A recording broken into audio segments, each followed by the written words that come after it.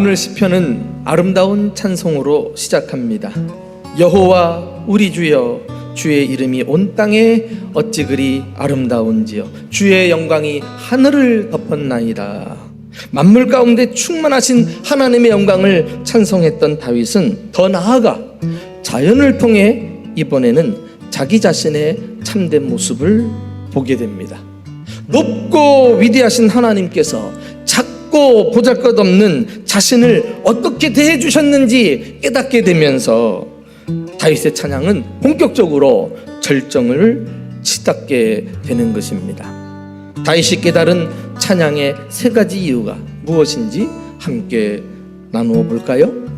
첫째는 하나님께서 피조물 중에서 나를 특별히 사랑하신다는 사실입니다.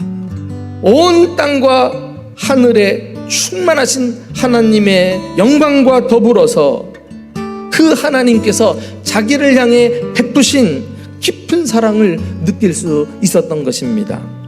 아마도 다윗이 바라보았던 밤하늘은 당시 다윗이 처했던 공고한 삶을 상징하고 있다고 볼 수도 있습니다.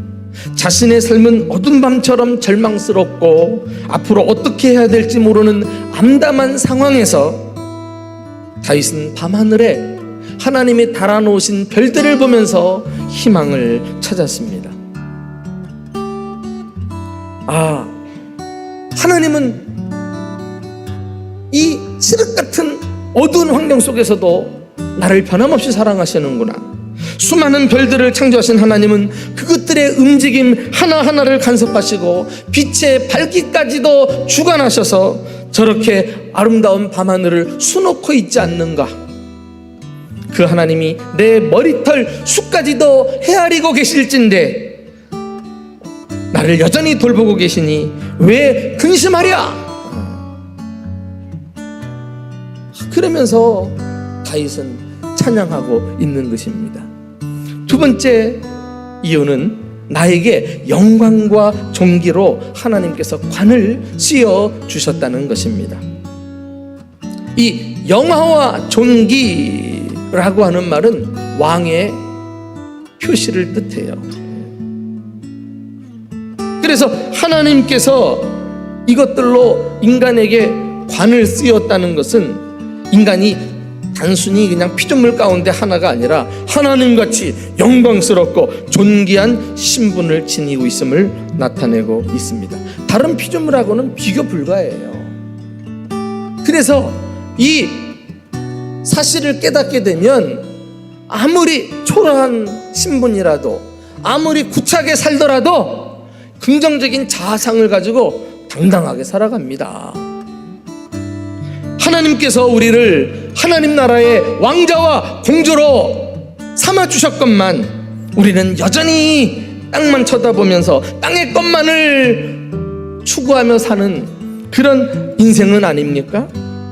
기억하십시오. 내 형편과 처지가 현재 어떠하든지 상관없이 주님은 우리를 사랑하셔서 당신의 영광과 존귀를 입혀주시고 당신의 자녀 삼아주셨음을 꼭 기억하고 당당하게 살아가며 찬송하며 사는 저와 여러분이 되시기를 주님의 이름으로 축원합니다. 마지막으로 세 번째 이유는 나에게 만물을 다스리는 권세를 주셨다는 거예요. 다윗은 자신의 눈앞에 펼쳐진 하늘과 땅과 그리고 바다 깊은 속까지 주목합니다. 그리고 그 가운데 있는 온갖 생물들을 바라보면서 사명을 깨달아요. 어떤 사명? 하나님께서 이것들을 다스리게 하셨구나. 여러분, 만물을 다스리는 권한은 창조주 하나님의 원래 권한입니다. 그러나 하나님은 당신의 자녀들에게 그 권한을 위임하셔서 이 땅에 하나님의 대리자로 만물을 다스리는 사명을 주신 것입니다. 다윗이 하늘과 땅과 바다와 그 가운데 있는 모든 생물들을 들여다보면서 자신의 사명을 깨달은 것처럼 예수님은 우리에게 세계 열방을 펼쳐 보이시면서 이 세계 열방과 모든 민족을 주님 앞에 무릎 꿇게 하라고 사명을 주시는 내용을 우리는 발견하게 됩니다. 우리는 이 복음을 가지고 세상 나라를 다스리고 정복해야 할 사명이 있는 것입니다.